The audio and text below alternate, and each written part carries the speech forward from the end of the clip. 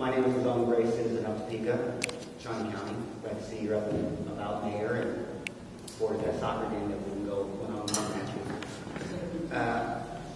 Again, as has been mentioned, 4 minutes is not a lot of time to speak. And there was a lot of words to be covered on what we sent out on what the form will be. Hopefully, you will take time to meet one-on-one with individuals in the community, or that would be a part of what that request proposal would be, that people would go and speak with other people within the community. I'm not exactly sure how far you can get if you first don't come up with a definition of economic development. I think much of the angst is that there really, even though initially in the interlocal agreement there is a definition, but that definition is not something that people stand by. I am surprised that very few people had ever even read the Economic Development Plan, or was shared with all new elected officials as they came on, so that they would know what was the ideas and the words back at the very beginning, so you could really gauge what has happened now, where are we at, to assess and look further.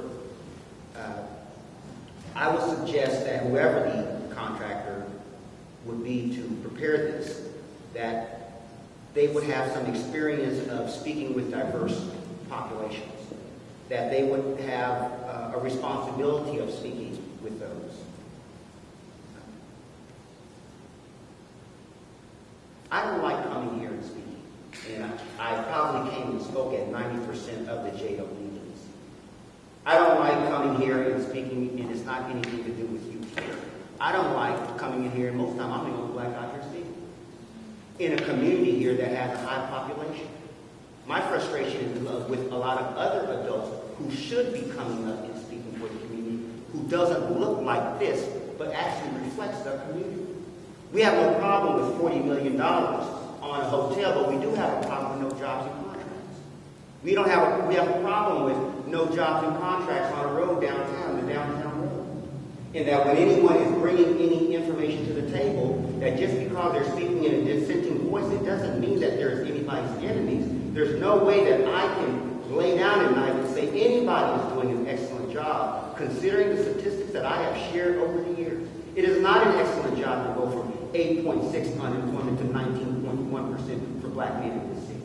It is not a great job for anyone if poverty is consistently on the increase when you're putting monies on the table. There are models, I believe, that can be addressed. But if you're only listening to one side of the conversation, you will never be the great city that you want to be. I speak with concern and with angst because, like I said, I don't even come here and speak. I am not a spokesperson for the black community. But it is not in my DNA to sit silent when someone needs to be speaking. And so it doesn't matter who the contractor is. I think that without a good definition of economic development, no contractor can do what you want to do. And so I guess you'll have to define what really is economic development so whoever that contractor is will know what they are looking for. Performance should be tied to, there's nothing wrong with saying poverty alleviation should be a priority, because you will never end poverty. There's nothing wrong with saying that we need to address these parts that have not been addressed.